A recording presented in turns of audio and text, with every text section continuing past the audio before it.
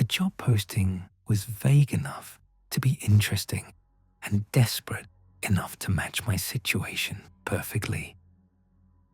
Security consultant needed for remote facility, 6-month contract, competitive salary, discretion required. I'd been dodging loan sharks in Moscow for 3 months, sleeping on friends' couches and avoiding my usual haunts. The money they were offering would clear my debts and leave enough to start over somewhere else. I didn't ask questions. I should have. My name is Alex Novikov, and I should probably start by saying I don't believe in demons. Or at least, I didn't. Not until I took a job that required 3 connecting flights, a 6-hour drive through Siberian wilderness, and signing enough non-disclosure agreements to fill a briefcase. The facility appeared through the snow like something from a Soviet-era nightmare. Massive concrete walls built directly into the mountainside, guard towers that looked abandoned, and a single road leading in and out. The truck driver who'd picked me up from the last village 4 hours back hadn't said a word the entire journey. When we pulled up to the gate, he finally spoke. "Good luck," he said in Russian. "You'll need it." I laughed it off. I'd done security work before. How bad could it be? The gate opened automatically, and we drove through into a courtyard surrounded by more concrete. Industrial lights cast everything in harsh white glare. A woman waited by the entrance, hands clasped behind her back, her posture military straight, despite the civilian clothes. "Alexander Novikov?" she asked as I climbed out of the truck. "Alex is fine. I am Director Volkov. Welcome to installation 23 inches. She didn't offer her hand. Collect your belongings. Your driver needs to leave before dark." I grabbed my duffel bag and watched the truck turn around and disappear back through the gate. The sound of the engine faded, leaving only wind and the hum of generators somewhere underground. "Follow me," Volkov said. "I'll show you to your quarters. Then we'll discuss your duties." The interior was exactly what you'd expect from Soviet architecture. Grey walls, fluorescent lights that flickered intermittently, and the faint smell of industrial cleaner. Our footsteps echoed down corridor after corridor. I tried to keep track of the turns, but after the 5th or 6th, I gave up. "What exactly are we securing here?" I asked. "Inmates," Volkov replied without looking back. "Dangerous individuals who cannot be housed in conventional facilities." "Political prisoners?" "No." She didn't elaborate, and something in her tone suggested I shouldn't push. We passed a few other people in the halls, guards in unmarked uniforms, mostly. They all had the same look, tired, wary, and older than their years. One man, probably in his 50s with a thick grey beard, nodded at Volkov as we passed. "That's Dmitri," she said. "He's been here 15 years. He'll be training you." 15 years in this place? I couldn't imagine it. My quarters were small but functional. A bed, a desk, a chair, and a tiny bathroom. A single window looked out over the courtyard, though there wasn't much to see except snow and concrete. "You'll start tomorrow morning," Volkov said from the doorway. 6 o'clock. Dmitri will brief you on protocols. For tonight, stay in your room. The cafeteria is closed, but there's food in your desk drawer." That's it? No orientation? She pulled a laminated sheet from her jacket pocket and handed it to me. "Read these. Memorize them. Follow them exactly." I glanced at the title, Mandatory operational guidelines. Rules? I asked. These rules are not suggestions, Volkov said, and for the first time, her expression shifted. Something that might have been fear flickering across her face. They are survival. Break them and you will die. Or worse than dying. She didn't answer, just stepped back into the corridor and closed the door. I sat on the bed and looked at the laminated sheet. The rules were typed in both Russian and English, the text slightly faded as if from frequent handling. Rule 1. Never open cell block D alone. Rule 2. If you hear singing in Russian from empty rooms, walk away immediately. Rule 3. Count the doors in any hallway you walk down. There should always be an even number. Rule 4. Do not respond to anyone calling your full name during night shift, 1200 to 600. Rule 5. If the lights in corridor 7 turn red, you have 2 minutes to evacuate. Rule 6. Never look directly at the viewing window of cell 13. Rule 7. If you see a child in the facility, report it immediately, but do not approach. Rule 8. The cafeteria closes at 8 o'clock. Do not eat food found anywhere else. Rule 9. Trust your fear. If something feels wrong, it is. There were more, 46 in total. Some made sense in a prison context. Others were bizarre enough that I read them 3 times to make sure I wasn't misunderstanding. I found the food in the desk drawer, like Volkov promised. Military rations, nothing special. I ate mechanically while reading through the rules again, trying to commit them to memory. Outside my window, darkness had fallen completely. The courtyard lights created small islands of visibility in an ocean of black. Somewhere in the facility, something howled, not like a dog or wolf, something else, something that made my stomach clench and my hands go cold. I checked that my door was locked and went to bed with the lights on. Dmitri knocked at exactly 6 o'clock.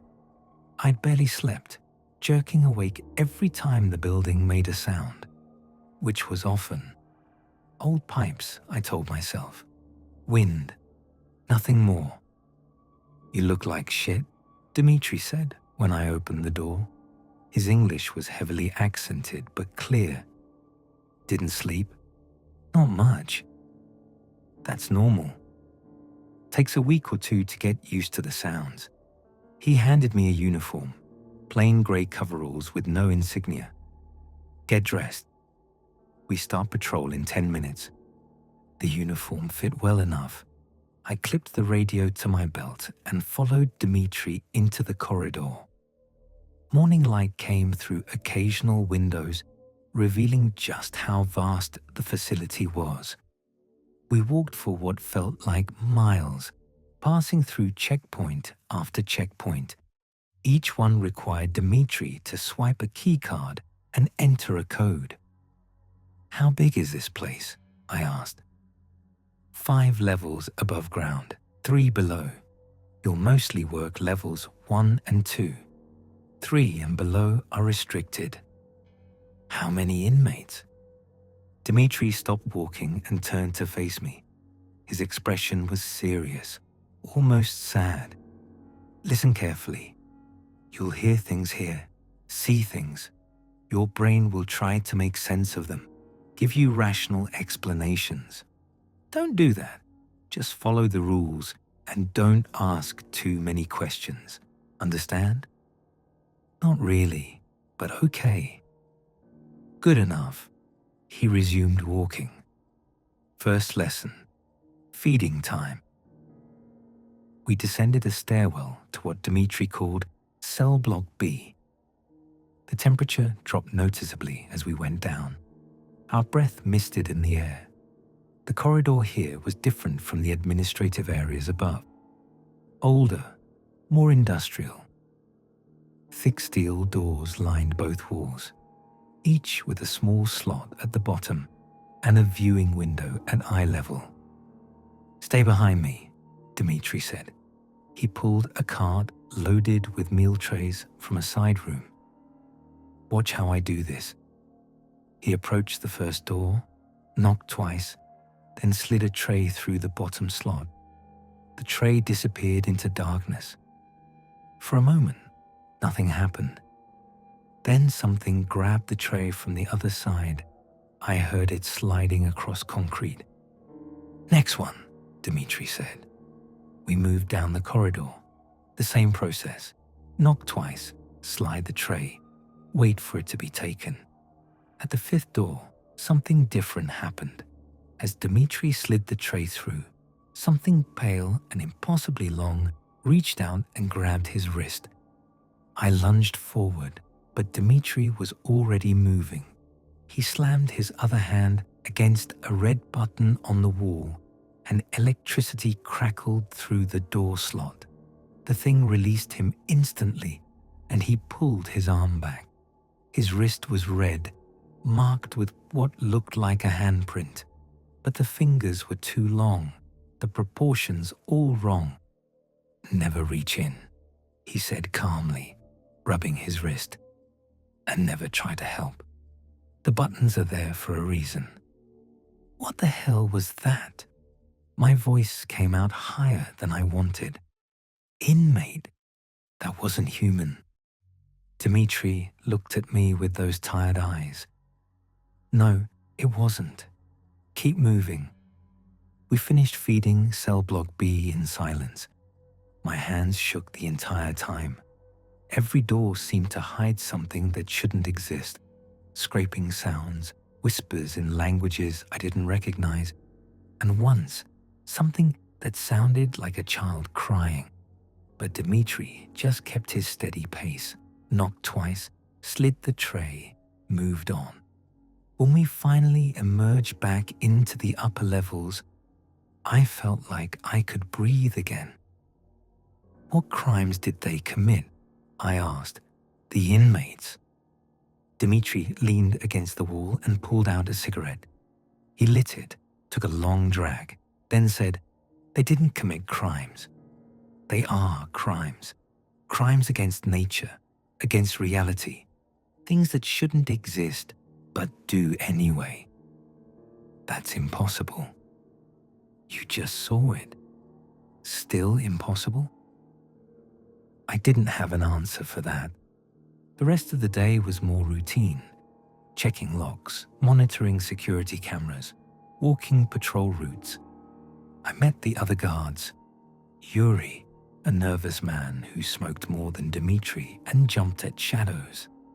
And Katya, a woman in her 30s who barely spoke and kept her distance from everyone. At 8 o'clock, we gathered in the cafeteria. The food was institutional but edible.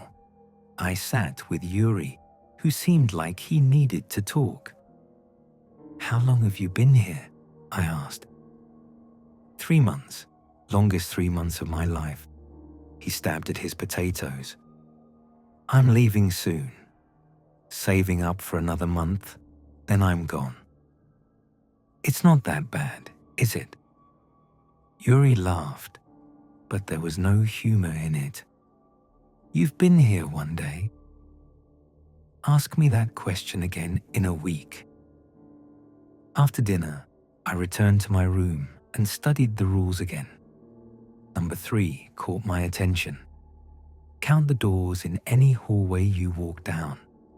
They should always be an even number. Why would that matter? I thought about the corridors I'd walked today, trying to remember. Had they all been even?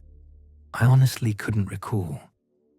Sleep came easier the second night, exhaustion overriding fear. The incident with Yuri happened on my 4th day. We were doing a routine patrol through Corridor 3, one of the long hallways that connected the cell blocks. Yuri was ahead of me, muttering to himself, something he did constantly. I'd learned to tune it out. Then I heard him counting. 7, 8, 9. I looked up. We were about halfway down the corridor, and Yuri had stopped walking. He was standing perfectly still, staring at the last door. 9 doors, he said. That's wrong. That's wrong, isn't it? My stomach dropped. Rule 3. Always an even number. Yuri, I said carefully, let's just head back. But I need to recount. Maybe I made a mistake. He turned and started walking back toward me, counting again. 1, 2, 3. As he walked, something changed. The corridor seemed longer than it should be. The lights flickered. Yuri's counting became faster, more panicked. 4, 5, 6, 7, 8, 9, 10, 11. Yuri, stop counting. Just walk toward me. 12, 13, 14. The temperature plummeted. My breath came out in clouds. Yuri was walking, but he didn't seem to be getting closer. His voice grew more distant despite his mouth moving right in front of me. 15, 16, 17, 18. Then he was next to me, stumbling, his face paper white. He grabbed my arm with ice-cold hands. There were 19, he whispered. But there were only 9 when I started. Where did the others come from? What was behind them? He wouldn't say anything else. We walked back to the administrative level in silence, Yuri shaking the entire way. The next morning, he was gone, packed his things in the night, and left on the supply truck. I didn't see him again. Dmitri found me in the cafeteria that afternoon. Heard about Yuri, he said. He broke Rule 3. And he got lucky. All he saw were doors. Could have been worse. Dmitri sat down across from me. This is why we tell you to memorize the rules. They're not arbitrary. Each one was written because someone died, or went crazy, or disappeared. The rules are survivors' instructions. How long have you really been here, Dmitri? 15 years. Before that, I was Spetsnaz. Thought I'd seen everything. He laughed quietly. I hadn't seen anything. Why stay? Someone has to. And after a while, the outside world seems more frightening than this place. Out there, people have no idea what's real. At least here, we know. The singing started on my 2nd week. I was doing a solo patrol through level 2, something I'd finally been cleared for after demonstrating I could follow protocols. The corridor was empty, quiet except for my footsteps. Then I heard it, a woman's voice singing in Russian. The melody was achingly familiar. It took me a moment to place it, an old folk song my grandmother used to sing when I was a child. Something about a river and lost love. I hadn't thought about that song in years. I followed the sound without thinking, drawn by the memory. The singing came from a storage room, door slightly ajar. I pushed it open. The room was empty, shelves lined with supplies, cleaning equipment, nothing unusual. But the singing continued, seeming to come from everywhere and nowhere. Then the voice changed. It dropped an octave, became deeper. A second voice joined it, then a third. They were still singing the same melody, but now it sounded wrong. Notes held too long, harmonies that hurt to hear. Rule 2 hit me like cold water. If you hear singing in Russian from empty rooms, walk away immediately. I backed toward the door, not turning around. The singing grew louder, more insistent. The 3 voices became 10, became 20, became a chorus of something that definitely wasn't human. My hand found the door frame.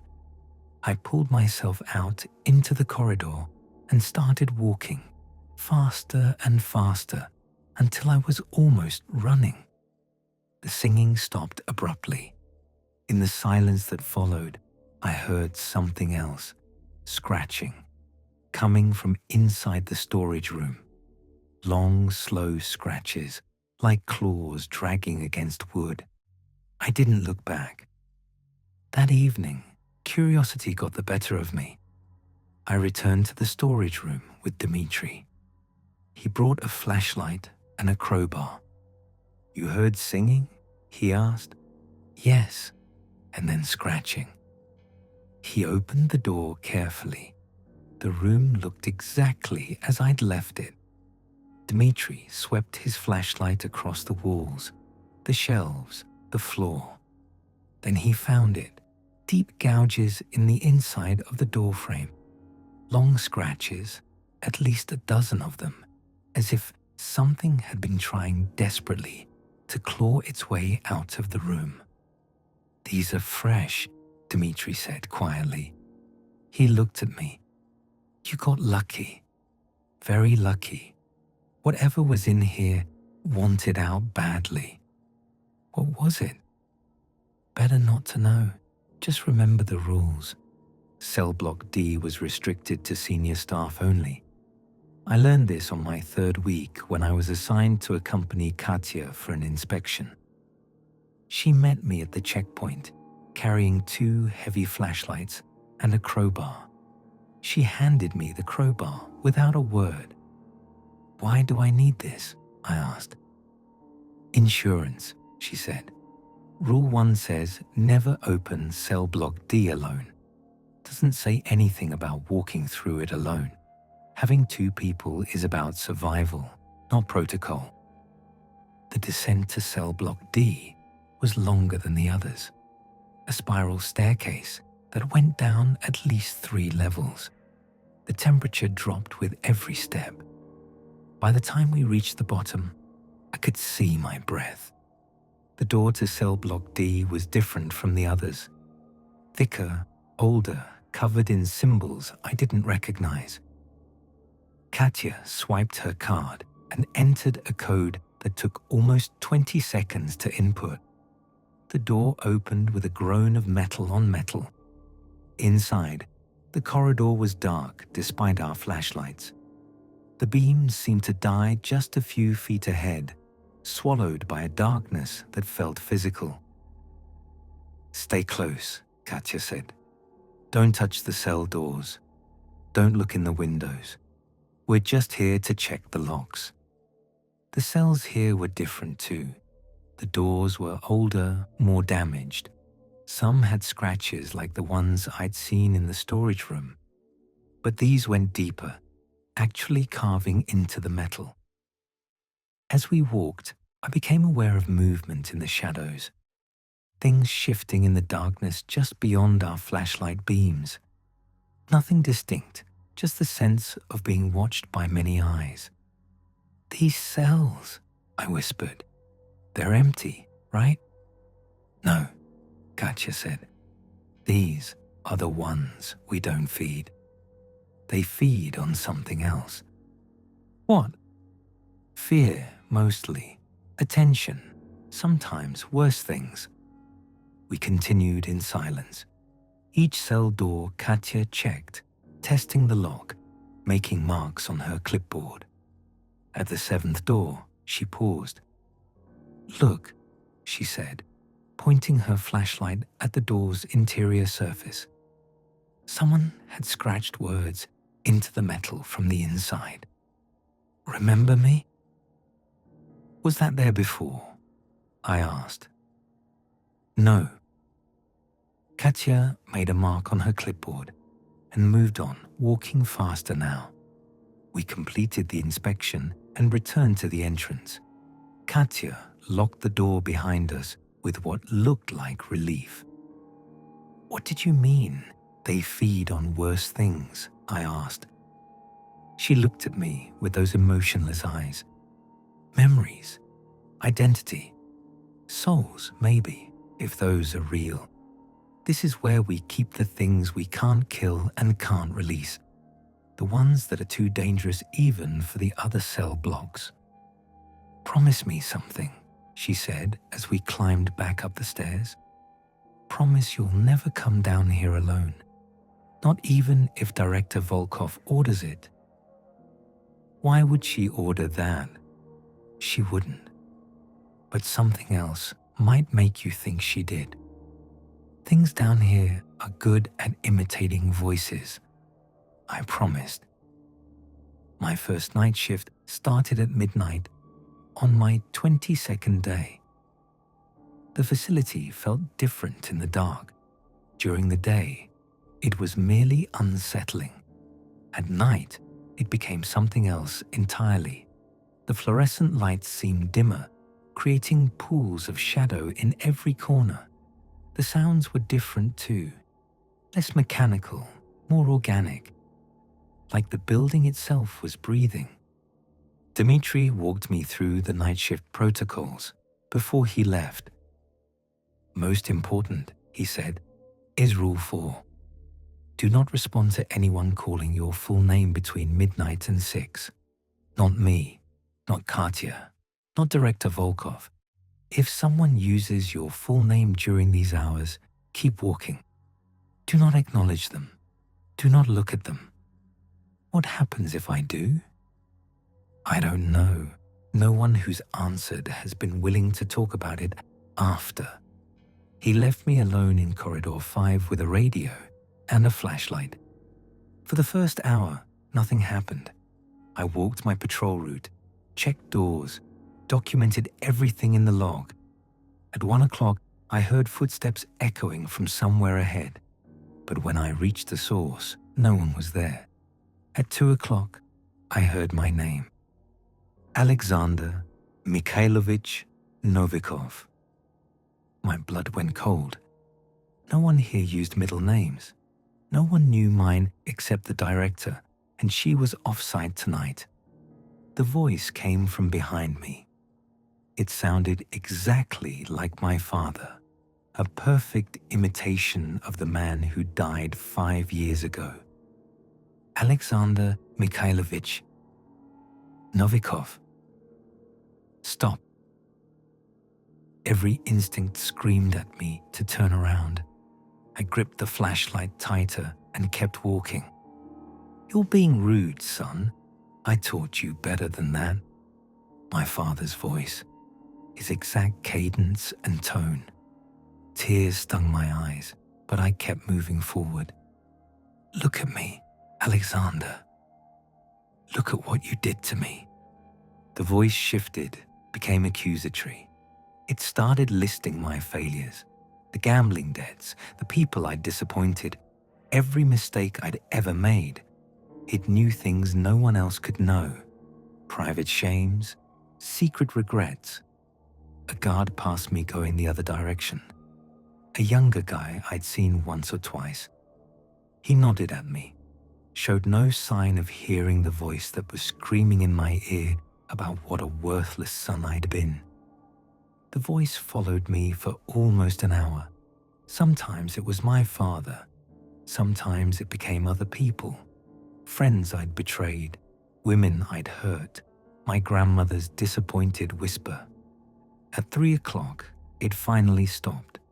The silence that followed was almost worse. I looked down and saw wet footprints on the floor, following my path.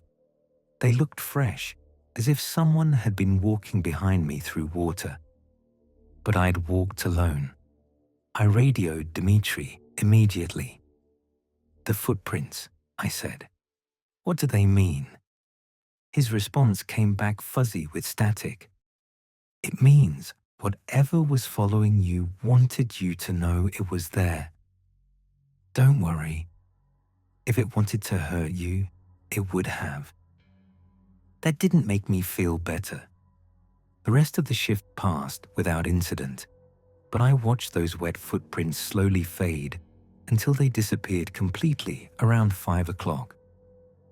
By the time 6 came and the day shift arrived, I was exhausted in a way that had nothing to do with lack of sleep. The child appeared 3 weeks into my stay. I was walking through corridor 4 near cell block C when I saw her. A little girl, maybe 8 years old, wearing an old-fashioned dress, the kind you'd see in photographs from the 1950s. She stood perfectly still in the middle of the hallway, staring at me. Her eyes didn't blink. Rule 7. If you see a child in the facility, report it immediately, but do not approach. I grabbed my radio. This is Alex. I have a child sighting. Corridor 4 near cell block C entrance. The response was immediate. Dimitri's voice sharp with urgency. Do not move. Do not approach. I'm coming now. The girl continued to stare. She didn't move, didn't speak, just watched me with those unblinking eyes. I heard Dimitri's boots pounding down the corridor. He appeared around the corner, took one look at the girl, and his face went pale. Back up slowly, he said. Don't turn around. Keep your eyes on her. We backed up together. The girl didn't follow, but she did tilt her head to one side, too far to one side, at an angle no human neck should bend. Then she smiled. We rounded the corner, and Dimitri pulled out his radio. Code red, cell block C. The child has manifested. Increase security protocols immediately. Within minutes, the corridor was sealed with emergency doors. Director Volkov arrived, looking grim. Which cell blocks are near that location? She asked. C and D, Dimitri replied. This is very bad, Volkov said. She looked at me. The child appears when one of the inmates is gaining strength. It's a test. They send it out to see how far they can reach. The fact that it manifested in the main corridor means containment is weakening. What was it? I asked. Part of something in cell block D. A piece of it, made manifest. She turned to Dimitri. Double guards on all cell blocks. No one goes anywhere alone. And someone checked the seals on the doors. Something is definitely getting stronger. The child incident shook everyone. Even Katya, who normally showed no emotion, seemed rattled. She pulled me aside in the cafeteria that evening. If you see it again, she said, don't look at its face. Not at the eyes. Look at its feet. Why the feet? Because it doesn't have any. It hovers just above the ground. If you look at its face too long, you'll notice its eyes aren't quite right either. They don't reflect light properly. These details will break the illusion. And when the illusion breaks, what's underneath shows through. And trust me, you don't want to see what's underneath. Corridor 7 was on my patrol route for the Friday day shift. I'd walked it dozens of times by week 4, never having an issue. It was just another hallway connecting the administrative section to cell block A. Wide, well lit, with 12 doors evenly spaced along its length. I was halfway down when the lights changed. One moment, they were the standard fluorescent white. The next, they were red, a deep, pulsing crimson that made everything look like it was covered in blood. An alarm began blaring, and a mechanical voice echoed through speakers. Emergency Protocol Corridor 7. All personnel evacuate immediately. 2 minutes to containment. Rule 5. If the lights in Corridor 7 turn red, you have 2 minutes to evacuate. I ran. Behind me, I heard sounds that didn't belong. Metal groaning, as if the cell doors were bending inward or outward. Something massive was moving in the corridor, something that made the floor vibrate with each movement. I didn't look back. The evacuation door was ahead, the green emergency exit sign barely visible through the red haze. 1 minute, 30 seconds. 1 minute. The thing behind me was getting closer. I could hear it breathing, or something like breathing. A wet, rasping sound that came from everywhere at once. 30 seconds. I hit the emergency door at full speed, slamming through it and into the stairwell beyond.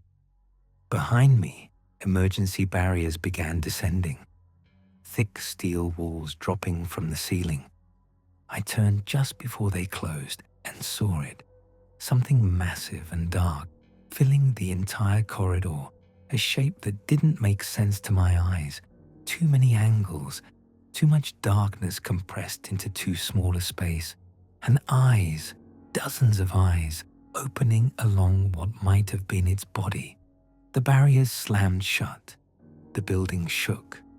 Then silence. I sat in the stairwell, breathing hard, my hands shaking. My radio crackled. "Alex, report." Director Volkov's voice. "I'm out. I'm safe." "Good. Corridor 7 is sealed. It will remain off limits for 72 hours while we reset containment. Do not, under any circumstances, attempt to enter before then." What was that thing? Silence on the radio. Then, "Better you don't know. Just be grateful you followed the rules." That night, I couldn't sleep. Every time I closed my eyes, I saw those eyes opening in the darkness, too many of them, looking at me with an intelligence that was definitely not human. Director Volkov summoned me to her office on my 30th day. The office was surprisingly normal. Wooden desk, filing cabinets, a few photographs on the walls. The only unusual feature was the massive safe built into the wall behind her. "Sit," she said. "We need to talk." I sat. "You've survived a month," she continued. "That's longer than many. You followed the rules, shown good judgment, and kept your head during emergencies. I'm impressed." "Thank you. I'm telling you this because you deserve to understand what you're really doing here." She leaned back in her chair. "This facility doesn't house human criminals. It never has. We contain entities, demons, if you prefer that term, though it's not entirely accurate. Things that existed before humanity, and things that exist alongside us in spaces we don't normally perceive." I'd already suspected something like this, but hearing it stated so plainly was still jarring. The Soviet Union discovered this location in the 1960s, Volkov continued. They were conducting experiments, trying to access alternate dimensions, honestly, and they accidentally tore open something they shouldn't have. Dozens of entities came through before they managed to close the breach. This facility was built to contain them. Why here? The mountain. The geology. Something about this location makes the barriers between worlds thinner. That made it easier for the breach to occur. But it also makes it easier to keep the entities trapped. We've spent 60 years developing containment protocols. Every rule you've memorized was written in blood. Someone died or went insane, learning that lesson so you wouldn't have to. Why tell me this now? because you're going to start asking questions, and I'd rather you hear the truth from me than make up your own explanations. She pulled a file from her desk and slid it across to me. These are the incident reports from the last year alone. 43 containment breaches, 12 staff injuries, and 3 deaths. We're losing control. I opened the file. The reports inside detailed horrors that made my stomach turn. Why not just destroy them? I asked. Kill them? We've tried. Some can't be killed by any means we've discovered. Others, killing them would be worse. Their deaths might open new breaches or release something even more dangerous. So we contain them.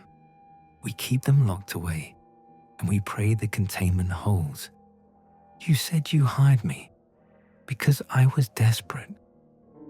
That desperate people follow rules. Volkov smiled grimly. Yes, people with something to lose. They take risks. They try to be heroes. They break protocol because they think they know better. But people with nothing, they understand that following instructions is the only thing keeping them alive. She wasn't wrong. There's something else you should know, she said. Cell 13. I've seen you looking at it during patrols. Rule 6 says, never look directly at the viewing window. Yes. Do you know why? I shook my head. The entity in cell 13 is a memory eater.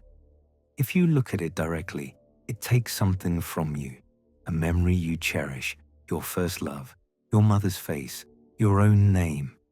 Previous guards have looked, just for a second, thinking they could handle it. One forgot he had a daughter. Another forgot his entire childhood. The memories don't come back. I haven't looked directly at it, I said, but you've glanced at it peripherally, haven't you? Seen something moving in the darkness through the window? I had. Just for a fraction of a second, my eyes had passed across that viewing window during patrols. Even that has consequences, Volkov said. Small memories, little things. You might not notice them disappearing. I thought about it. Were there gaps in my memory? Things I should remember but didn't? The more I tried to think about it, the less certain I became. What was my grandmother's dog's name? I asked. Volkov looked at me sympathetically. I don't know. Do you? I couldn't remember. I could see the dog clearly, a small terrier, brown and white. I could remember playing with it as a child, but its name was gone, like it had never existed in my mind at all. It will be small things, Volkov said. Peripheral losses. Don't make it worse by looking directly. The new guard arrived on day 35. His name was Pavel, fresh from military service, cocky and confident in a way that made me nervous. I'd learned that confidence could get you killed here. Dmitri tried to train him, but Pavel kept questioning the rules. Why can't I eat food found in storage rooms? He asked during lunch. If it's sealed packages, it should be fine. Because Rule 8 says so, Dmitri replied.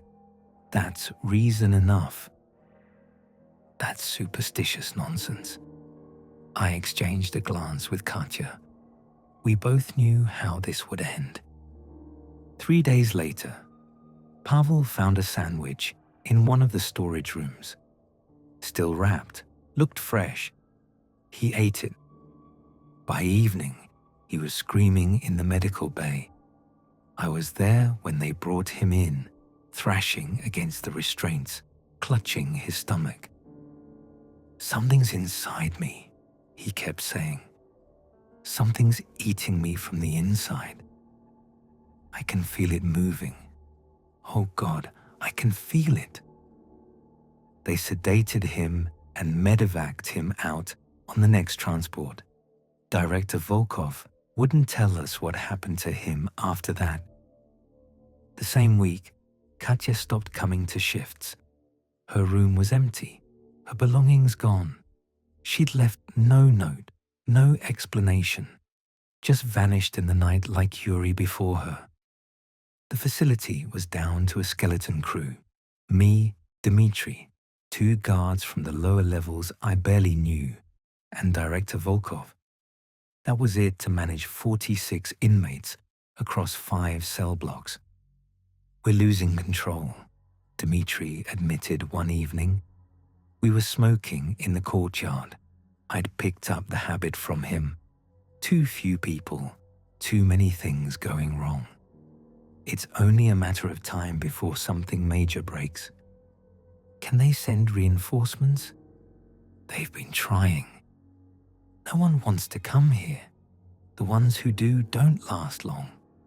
You and I are the longest serving guards in over a year. That's not comforting. It's not meant to be.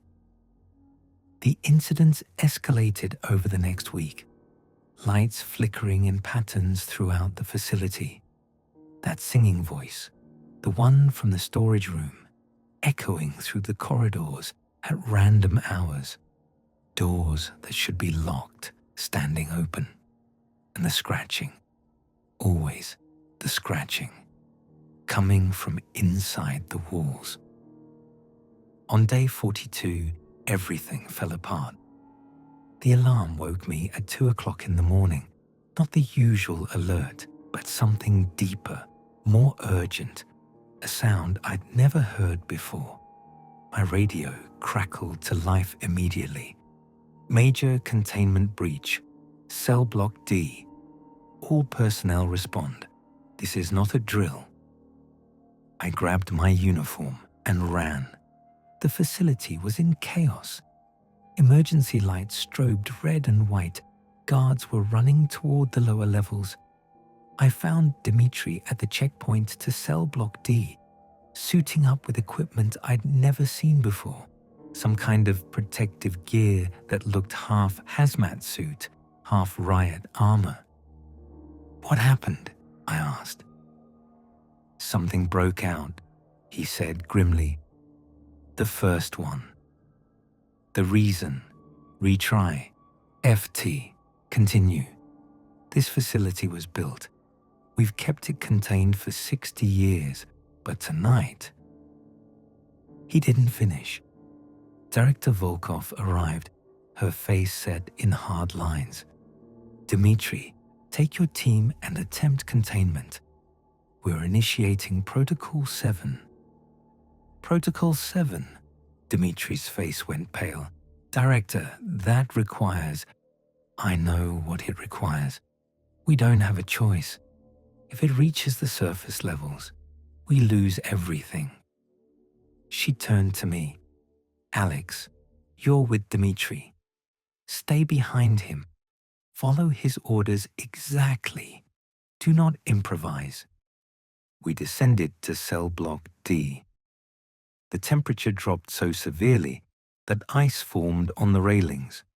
Our breath came out in clouds.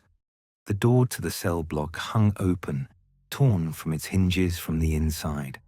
The metal was bent like paper. Inside, the corridor was wrong. The darkness had texture now, moving like liquid. Our flashlights barely penetrated it.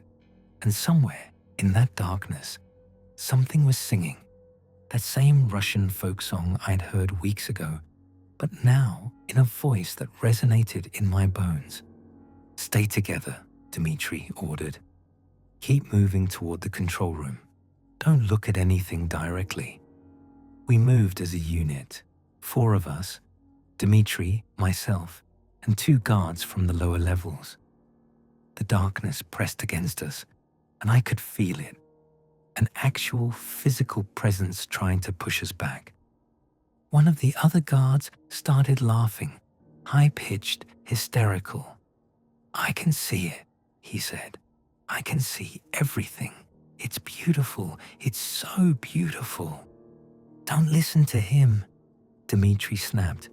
Keep moving. The laughing guard broke formation, walking toward the darkness with his arms outstretched.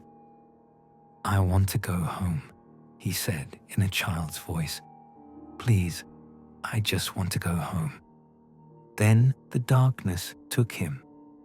One moment he was there, the next he was gone. No scream, no sound, just gone. We kept moving. The corridor stretched longer than it should, longer than was physically possible. We walked for what felt like hours but was probably only minutes. The singing grew louder, and now I could make out words, terrible words that described things that shouldn't be described, in a language I didn't know but somehow understood. My nose started bleeding. The other guard, an older man named Boris, was crying silently, tears streaming down his face. Almost there, Dmitri said. I can see the control room. The door was ahead, illuminated by emergency lighting. We ran for it. Behind us, the darkness surged, and I felt something enormous moving through it. The thing I'd glimpsed in Corridor 7, but larger now, more defined. It had teeth. So many teeth. We hit the control room door together. Dmitri slammed it shut behind us and engaged the locks. The room was small, maybe 10 feet by 10 feet, filled with control panels and monitors. Half the screens showed static. The others displayed various parts of the facility, all of them in chaos. Protocol 7, Dmitri said, moving to the main console.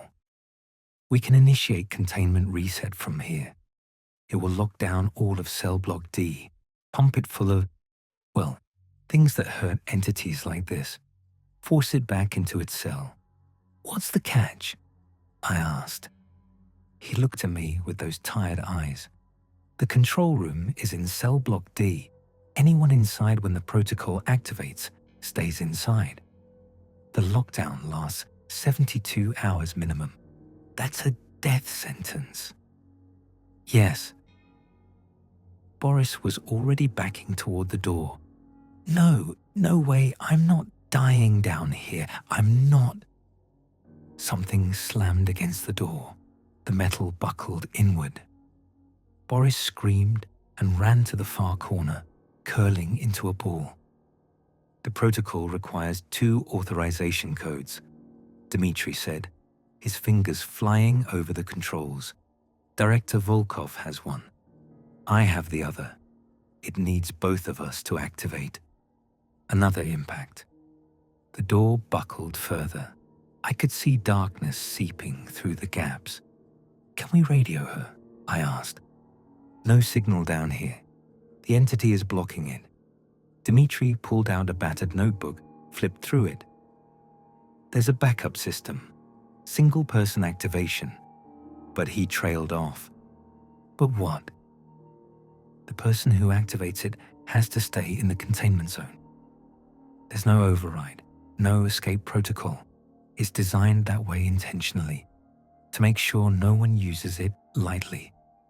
The door cracked.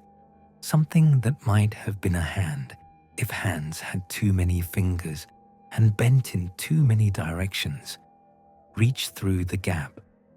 I'll do it, I said. Alex, you've been here 15 years. You know this place. You're needed. I moved to the console. Show me what to do. Dmitri hesitated for only a second, then nodded.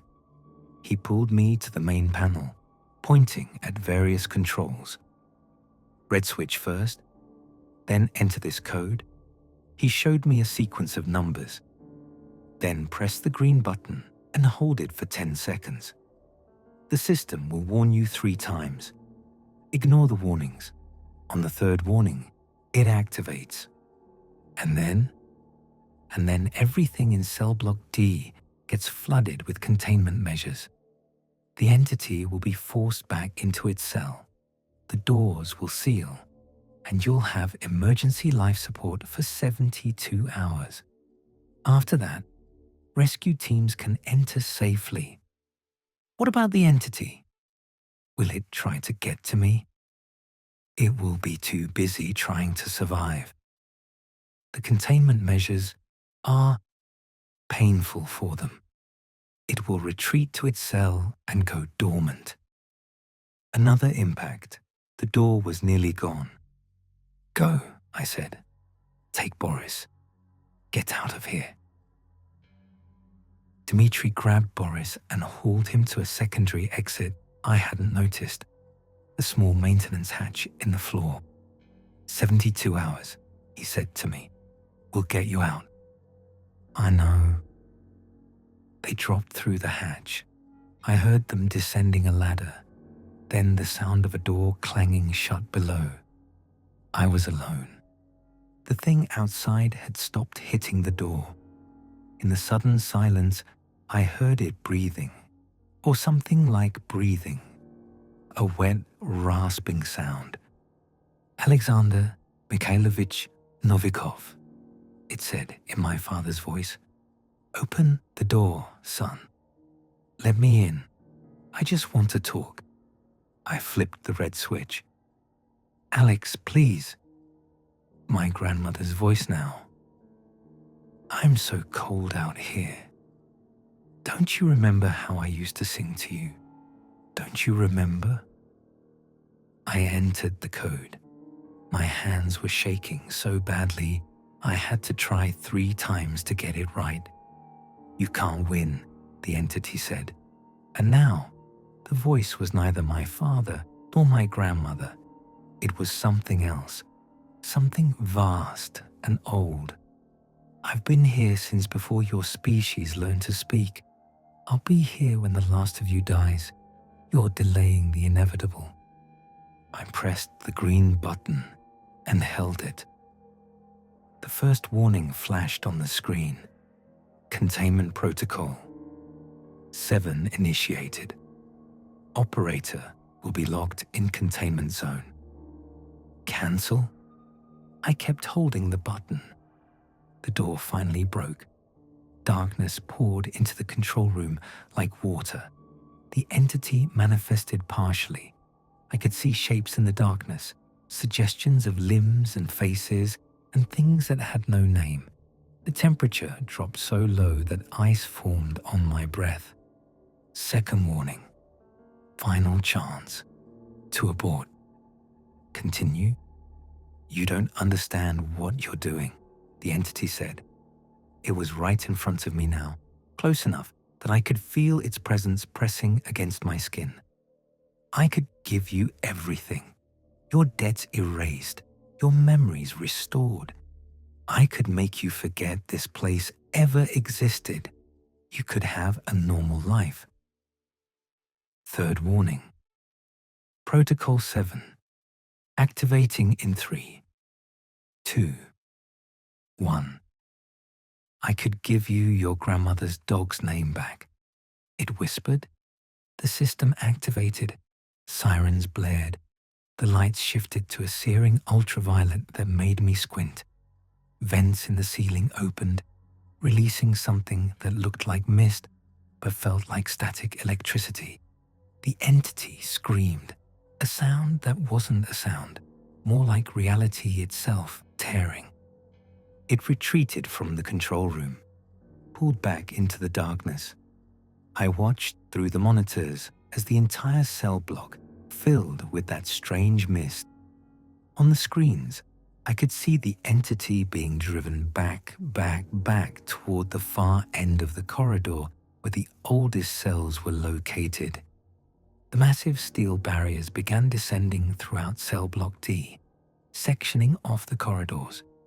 The entity fought against them, but the mist seemed to burn it, force it to compress itself. Finally, it retreated into a single cell, Cell 1 according to the monitor, and the door slammed shut behind it.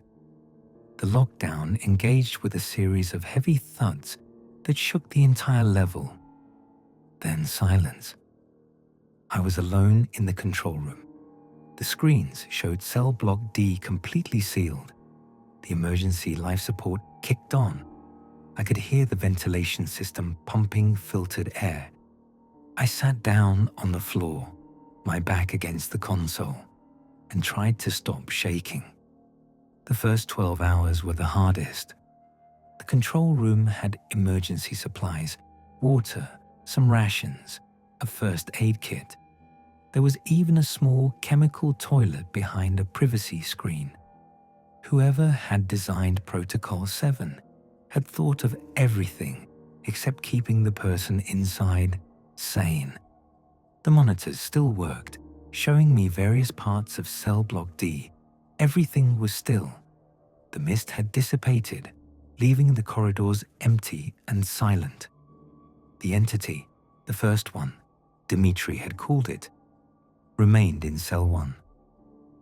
I couldn't see inside the cell, but the door's status indicator showed it was sealed and contained. At hour 15, I heard scratching. Not from outside the control room, from inside, coming from the walls.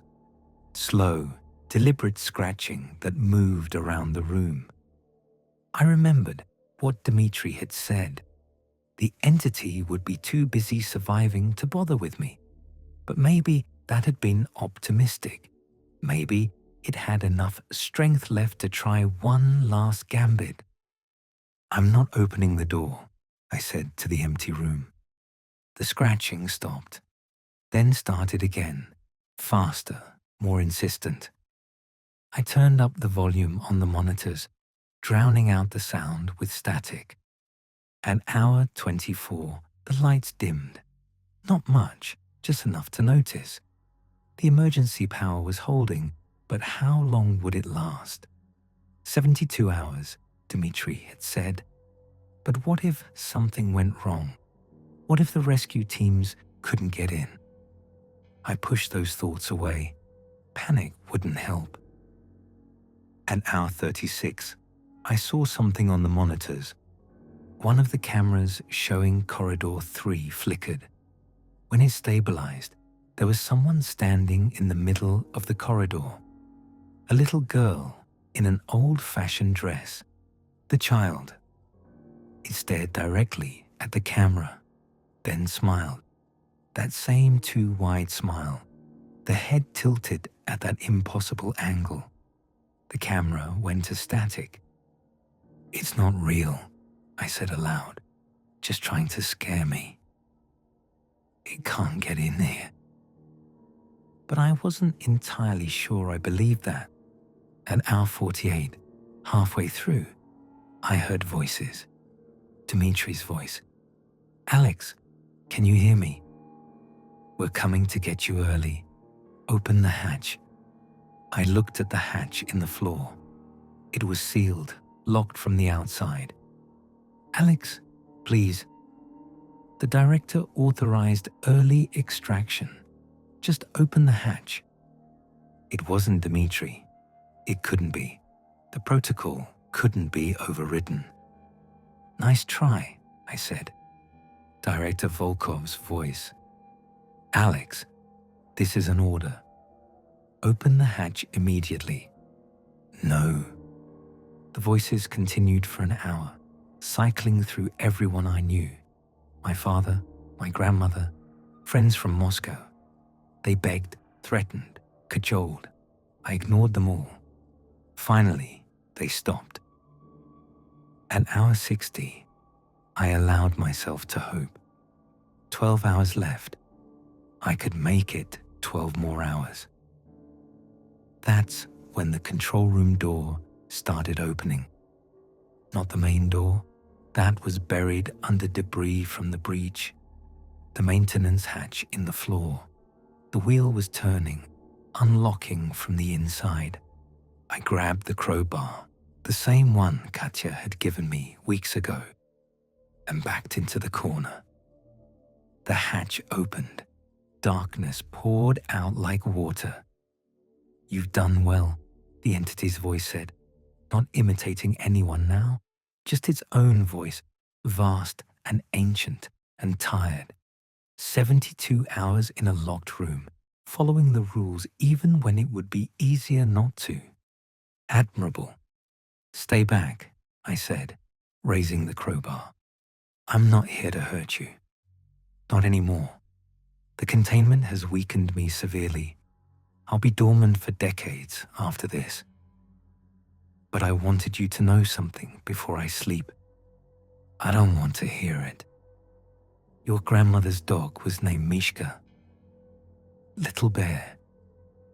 You called him that because he was brown and fluffy and you were 3 years old. The memory came flooding back, so vivid it hurt. Mishka, of course. How had I forgotten? I didn't take that from you, the entity continued. The thing in cell 13 did, when you glanced at its window. I could take much more. I could take everything, but I won't. Why not? Because you made a choice. You could have run, but you stayed. You could have let me go, freed yourself, but you chose containment. That interests me. Humanity usually chooses self-preservation over duty. You're an anomaly. The darkness began receding back through the hatch. I'll be here when you return, it said. And you will return. This place has marked you now. You can leave, but you'll come back. They always do. The hatch closed. The wheel turned, locking from the outside again. I sat down, my legs shaking, and stared at the sealed hatch until hour 72. The rescue team arrived exactly on schedule. Dmitri led them, along with Director Volkov and 3 guards I'd never seen before.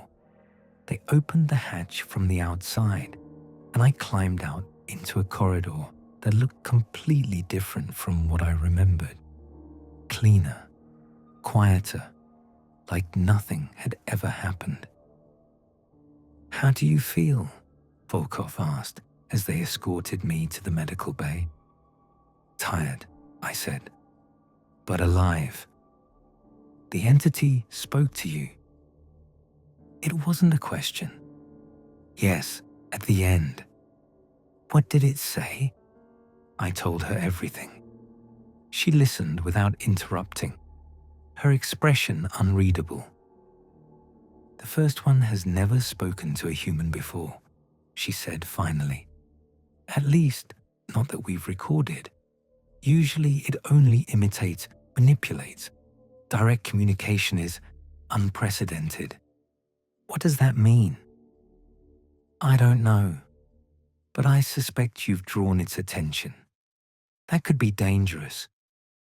They kept me in medical for a week, running tests, making sure I was physically and mentally sound.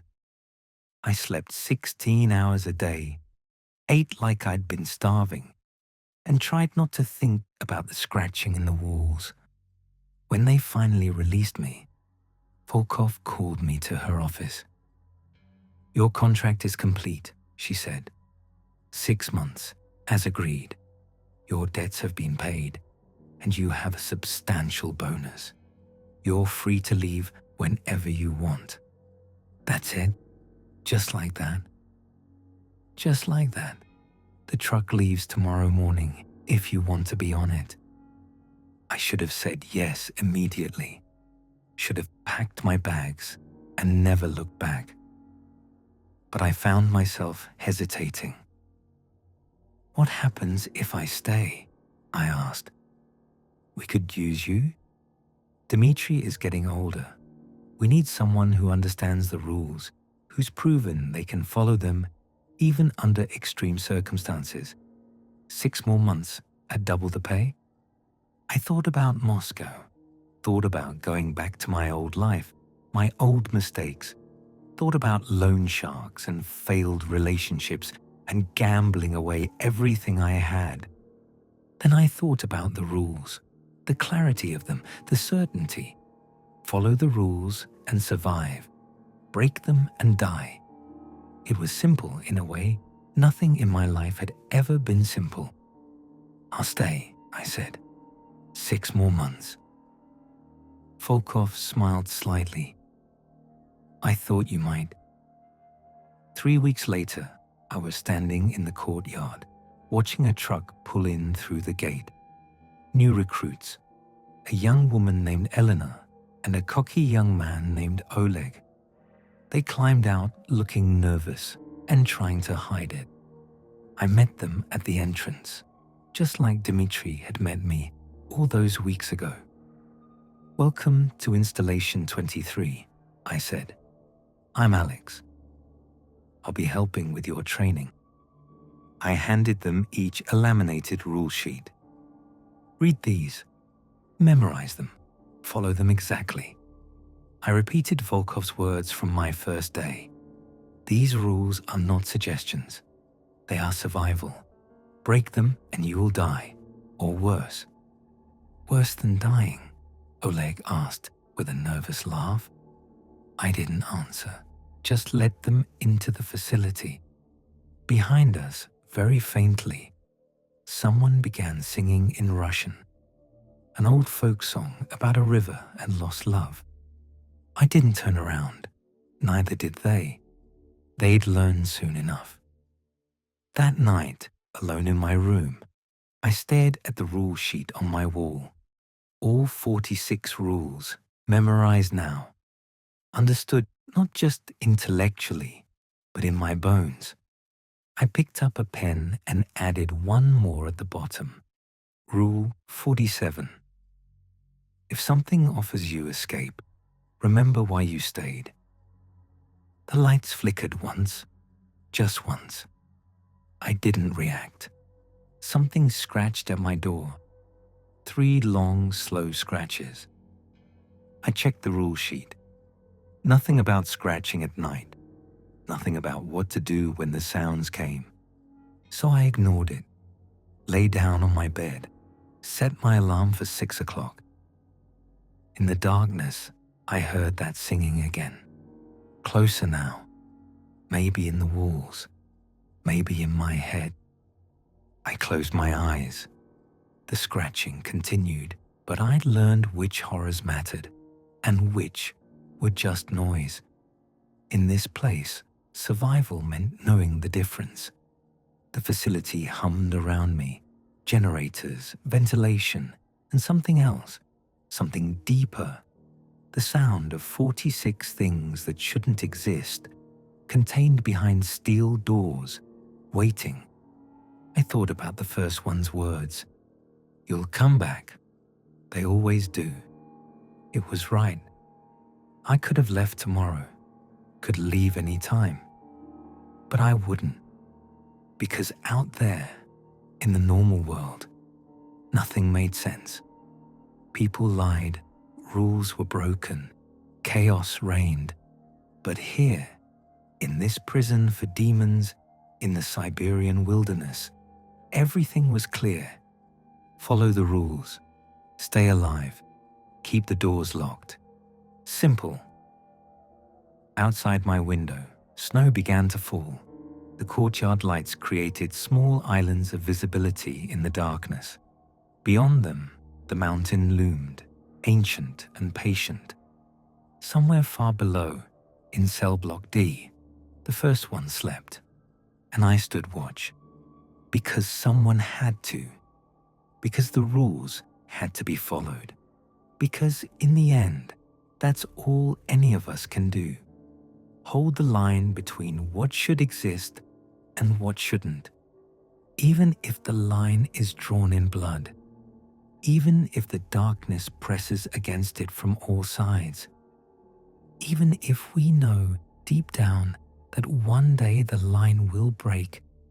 Until then, I had my rules, my routine, my purpose, and in this place where demons dreamed behind steel doors, that was enough.